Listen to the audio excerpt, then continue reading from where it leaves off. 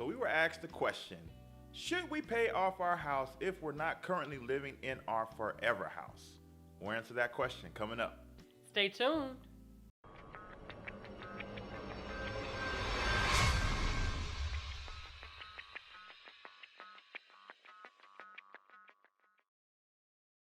Welcome back to another Sunday night sit down with His and Her Money. I'm Talent. And I'm Ty, and we're managing money, marriage, and everything in between.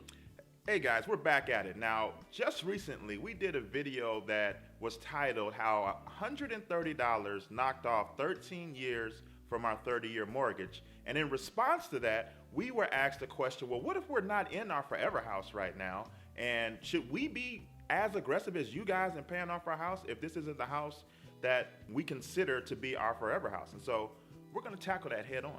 That's right. Well, guys, we have experience in that. Our home previous to now, we would consider this our forever home. We had a home that we lived in, and it was a townhome that we purchased. And we didn't have children at the time when we purchased it. It was right when we got married. I just want to say our townhouse was fat. It was. I loved it. I absolutely loved it. It was 3 bedrooms, 2.5 baths. I mean, I loved it. What is a forever house, though? Like, that sounds like some cute thing that women made up. Well, pretty much a forever home is a home that you can see yourself in for a long, long time. You really don't see yourself moving out of it or selling it unless, your situation changes. Maybe you want to downsize after the children move out of the home or something like that. Then maybe you want to downsize to a condo or something like that, or whatever your forever home is. But we knew when we purchased our townhome that in the future we wanted to purchase a standalone single family home. But we still treated that townhome like it was our forever home. After going through the Dave Ramsey, the Financial Peace University by Dave Ramsey, we were open to the idea of paying off our mortgage. At first, before we went through that class, you could never have told us that we were going to pay off our mortgage. We thought we were going to use our extra money to build wealth and... Yeah, when I first came across Dave Ramsey, I was on board like 90%. I was like, man, I agree with everything Dave's saying. Yes. And then he started talking about you should pay off your house. I'm like, no, whoa. Pay off my house? No, I need that tax credit, baby. I ain't paying off my house. And then one day he did the math on his show. And he said, so you want to get a $2,000 tax credit. And in order to get that $2,000 tax credit, you'd rather pay the mortgage company $10,000 in interest. A year, right? Like, wait a minute. Say that again. I had to rewind that boy on the DVR.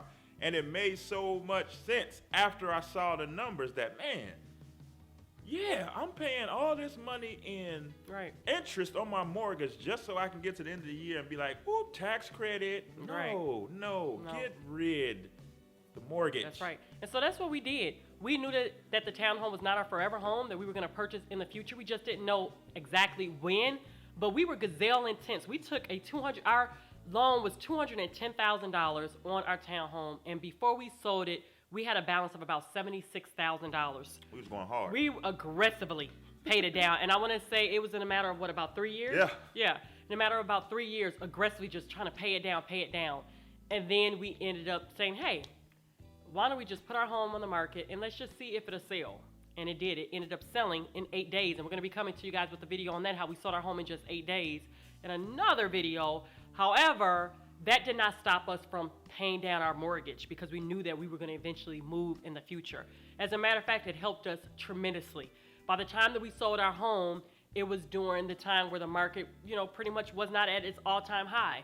So we ended up losing money. We had to sell our home for less than what we purchased it for.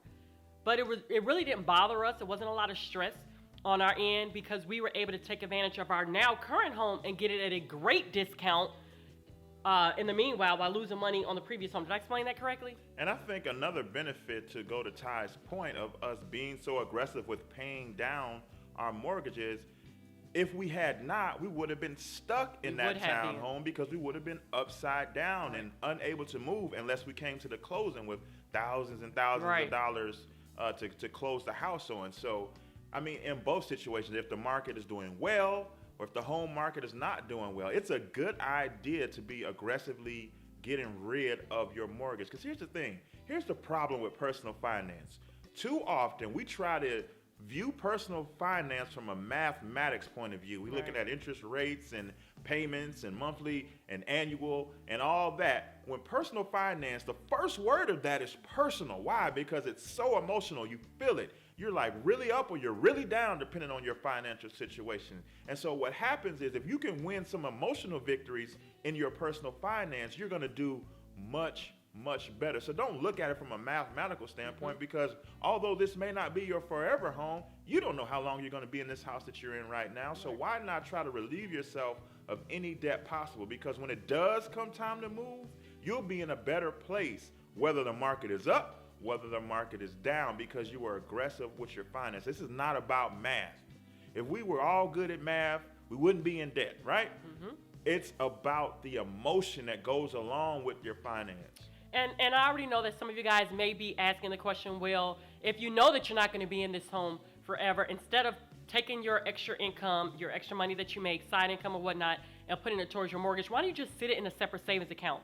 That sounds great and all, but honestly, the feeling that we got every time we looked at our mortgage statement and it kept going down, down, down was much greater than seeing, 0.01% interest on whatever how much money that we had in a savings account. Doing math again. Right. So the feeling that we got from that was it mattered more to us than it did seeing our savings account grow. The emotions of it outweighed any. It did. 0.0001% increase that we would have got at our local savings. And I've heard Dave Ramsey say many times on his show, when people call and they ask him the question, he just pretty much says, use your home like it's a savings account. It is. In our situation, it was a savings account. Because when we sold our home, our previous home, like we mentioned, we were able to do so because the market was not so high. We were able to still walk away and not be pretty much phased. And we still got money back in our pocket. We were able to leave. We were able to leave, right. We weren't tied to this home with 3 children and things like that, even though we could have made it work. Yeah, we could have. But the opportunity came up. We were able to get another beautiful home, for such a great discount. And so our previous home, it was like a savings account for us. We were able to take the funds from there and put a down payment, a nice size down payment on this current home that we're in now. So every family, every home, may approach this a lot differently than we have. But if we had but if we had a chance to do it all over again, we wouldn't change anything. We would still continue to pay off our mortgage as much as we could until the situation or the time came where we had to sell it and move on. Here's what we never want you guys to do. We never want you to justify being in debt. We never want you to think that it's a good idea, that it's okay in any situation to have any type of debt. Right. It's not okay. Because you know what would have happened? If we didn't pay down that townhome, we would have put it aside in a savings account. We already know what happens. What do? You spend it. Oh, I think I want a new car. Or how about that nice Alaskan vacation to Alaska or something like that, or Hawaii? It's a hot deal on Expedia for this 5-night cruise. Oh, we got the money in our savings account. Let's go. It. But with the money being thrown at the mortgage on principal, just taken away, we knew that we were going to be in a better situation in the future when we sold our home. And are we glad that we did it that way. Now, there's an order to this. So if you have credit card, student loan, car loan, debt like that, the mortgage isn't your priority. No. All those other debts, you need to handle that first. You need to get a starter emergency fund of $500 to $1,000 in a savings account. And then you need to start attacking your consumer debt, your credit cards, your student loans, your cars, personal loans, loans to family. And you need to get rid of all that first. The house is later. But if you are debt-free when it comes to consumer debt, and you're investing in your retirement, such as IRAs or your college funds and things like that, by all means, throw as much as you can to that mortgage. If it's your forever house or if it's not your forever home, get rid of it. Get rid of it, guys. You'll be glad that you did. Man, debt freedom is awesome. Y'all all need to get there. Feels great. It feels great. And guess what? I want to go to Alaska.